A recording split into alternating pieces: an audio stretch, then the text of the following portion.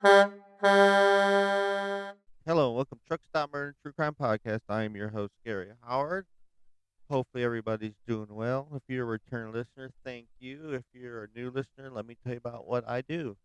I am a truck driver. I will drive all 48 continental states of the U.S. Well, I used to before Prima kind of limited where they go. But during that time, I have to stay at truck stops. And for my 10-hour break, my DOT 10-hour break and 30-minute breaks. And during that I will talk during this podcast. I'll talk about the truck stops I stop at, the amenities, what food there's to eat, what people think about it, and what it's all about. Also, I'll talk about crime slash murder.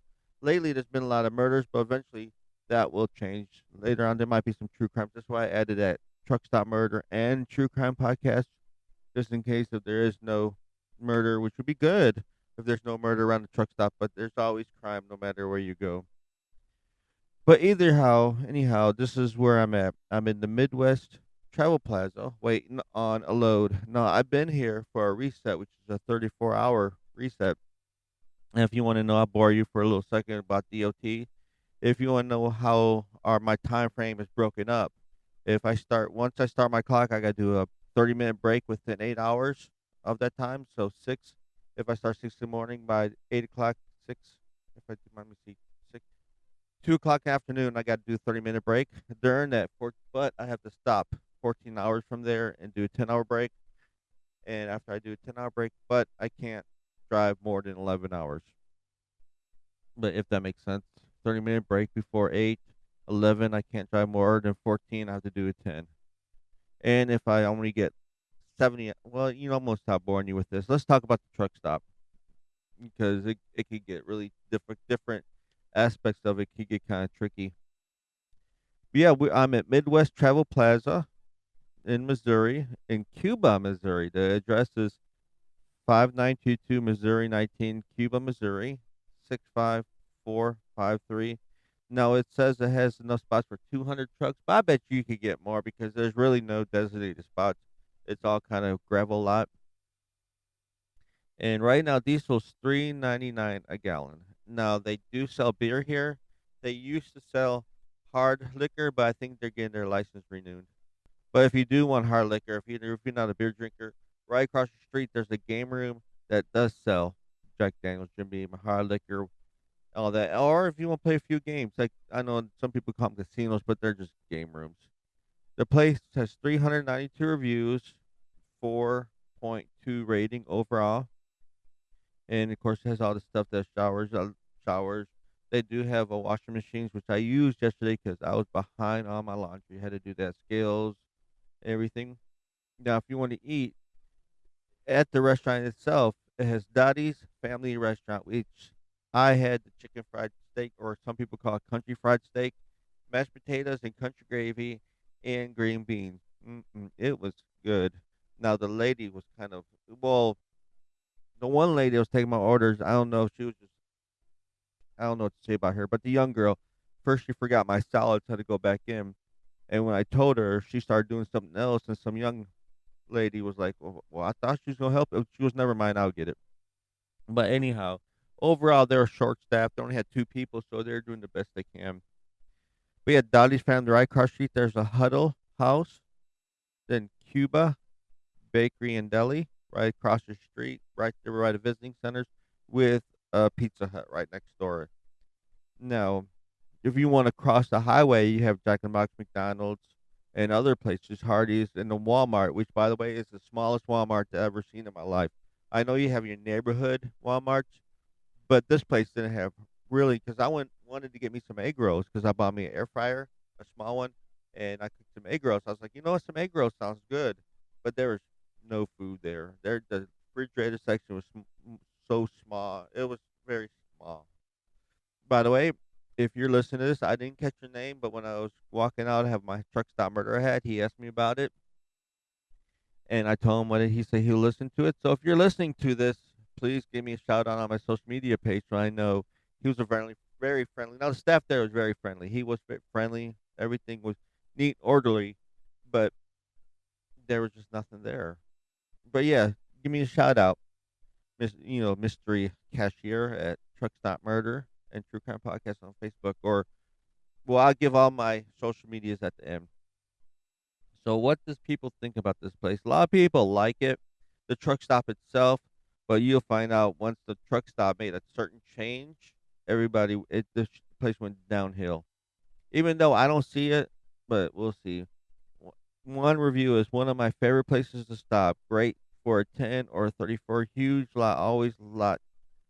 always a spot no matter what time of the day.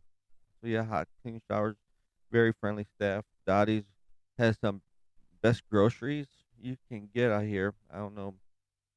All right, another star review is plenty of work, plenty of parking. Just try the buffet. Oh, do have a buffet there. I forgot about that. And no exaggerations, this is far the best buffet I've ever had. Now I had the buffet a while back ago, and I didn't have it this time. My wife makes fun of me for some reason. When I go, I don't like going out to eat by myself because I feel like I have a big L on my. Look at that loser, he's eating by himself. I know my wife tells me no. I see people eating by themselves, but I just got this mindset that I cannot go out to eat. So if you see me around town, I like to go out to eat. Hey, come join me on me so I can have some conversation. Just loneliness truck. So here you go. The negative reviews come in, and why are they negative and mad about this place? Here you go. Big one said, now a TA, the world's going to hell in the handbasket. Yes, you heard me right. This place, TA bought it. Which, if you listen to any of my podcasts, you know I don't like TAs or Petros because they're greedy corporate scumbags who overprice everything, charge you convenient fees to eat at the restaurant, and their point system sucks. You can't use it for park. You can't do nothing.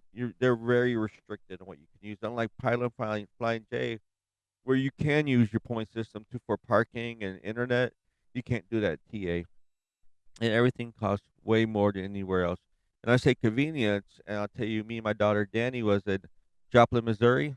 I was taking her home, and so I got some Taco Bell. I was like, "What's this charge here for?" She goes, "Oh, it's just convenience because we're here.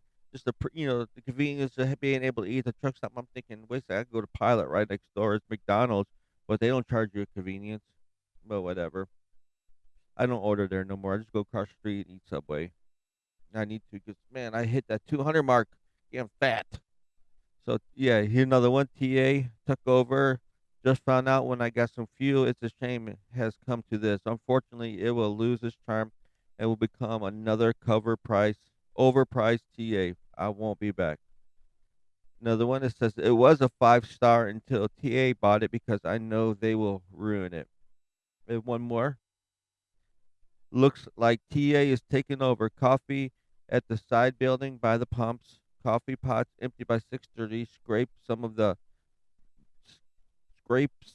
from the bottom. They didn't charge me, but if they did, that would be a tragedy. Now that's not true because yesterday and today I got coffee. It was after 7, and it was good coffee. I enjoyed it. There was no bottom, scraping on the bottom, and both times she gave it to me free. So thank you. But overall, my opinion of this truck stop is so TA hasn't ruined it yet. They do have quite a bit of stuff. They have a barber shop in there too, by the way. If you want to get your hair cut, and I was going to get one yesterday, but they were closed on Sundays.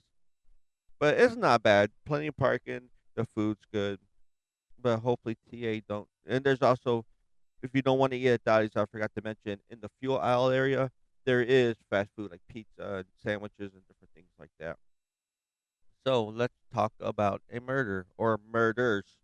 Let's talk about what happened in Kirkwood, Missouri. Now, it was pretty much, I tried to record this yesterday and I realized before recording, I need to stay away from the booze because it was a disaster. I tried a lot of this information I got from Infamous America. It's an app that you put on your phone so you can see different crimes where they happen, and it gives you breakdown Wikipedia. All of them have Wikipedia pages. A lot of this information I'm getting from Wikipedia and articles that I got from that website. So yeah, we're talking about the person in interest is Charles Lee Cookie Thornton. This is a prime example how annexing a town could really change the laws where you used to be able to do a lot of stuff in the past. Now you can't because now the laws that was not in your area is when they take over. Like when I was living in Sauk Village, there's a little street across the ways that was incorporated, but we used to have bonfires all the time, but once it became part of Stock Village, they said no longer can we have open fires. We can only have in buckets, and not buckets, but barrels, or some had to be contained. And we're like, well, they said nope, no, now we're Stock Village. So that's the same thing here. And this man, Charles Lee Thornton, Cookie, he owned construction concrete asphalt company, the demolition. So what he used to do, he used to park all his equipment on the roads, and he was always able to be able to park his equipment here and there. But once the city took over, they just said that he cannot do that, so he was getting ticketed for that. But before this, everybody was getting excited about it. They thought, well, this might be a good thing. They voted on it. By the way, this place I'm talking about is Meckham Park. It is a primarily African American, like a black community.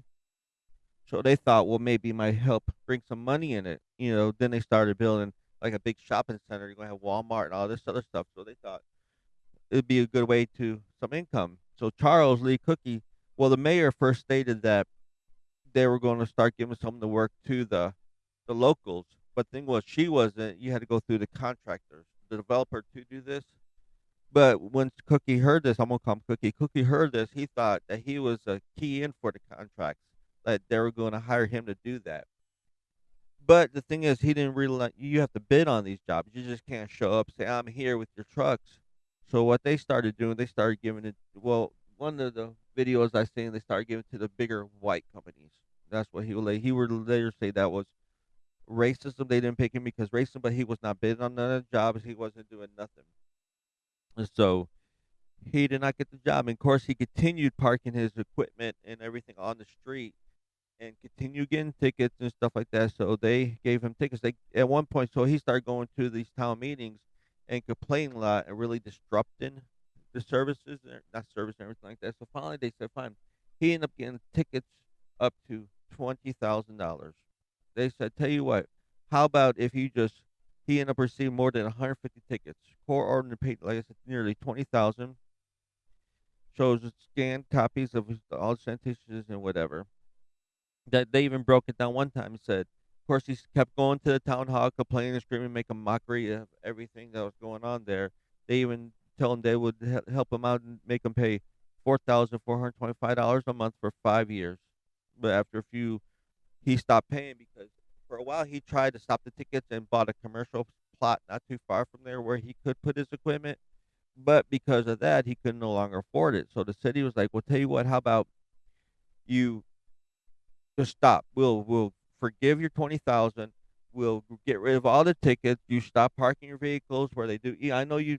He's been doing this. You've been doing this for years, but it's no longer now. This is Kirkwood. You can no longer do that." And but he disagreed. He said that he wanted these people to say they were wrong, and he tried to sue him a few times. One for $350, but then he raised it to 14 million, I believe it was. Yeah, $14 million in damages and everything, and for them to apologize. Of course, they wouldn't do it in federal court. They brung it back to $350 in damages.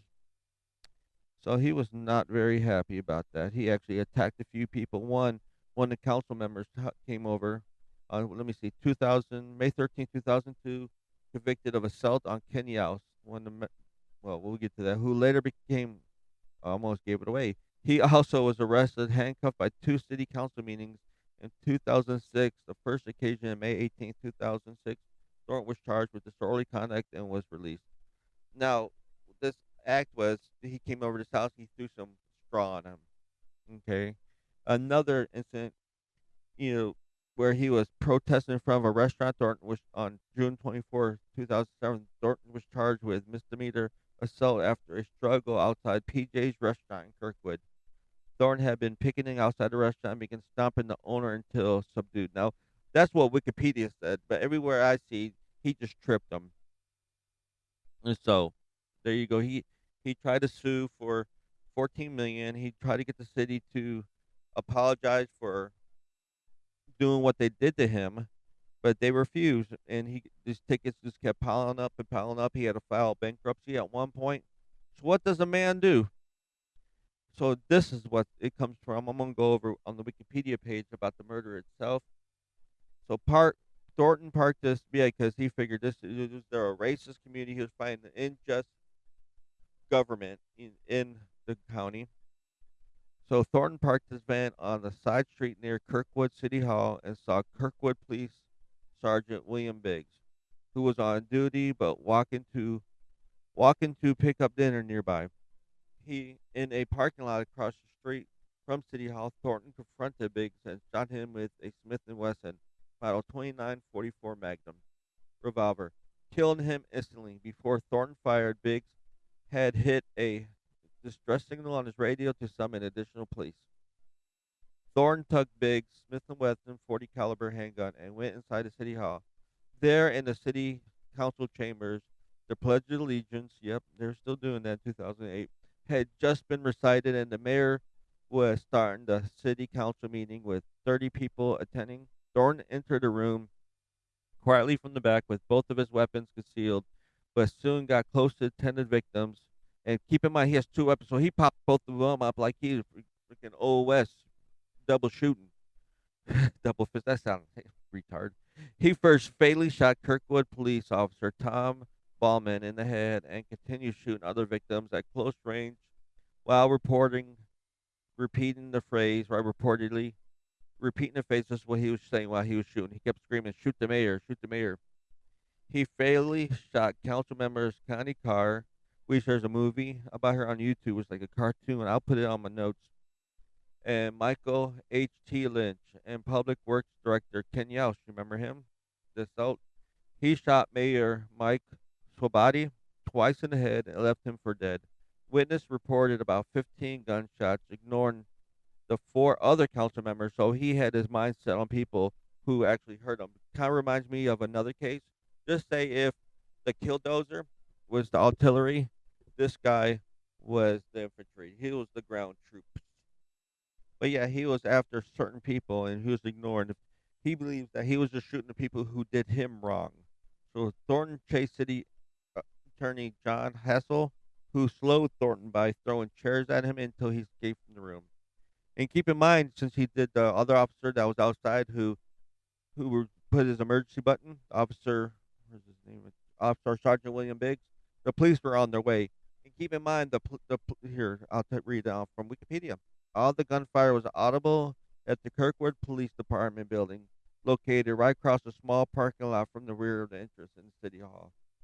Two Kirkwood police officers rushed in the council chambers.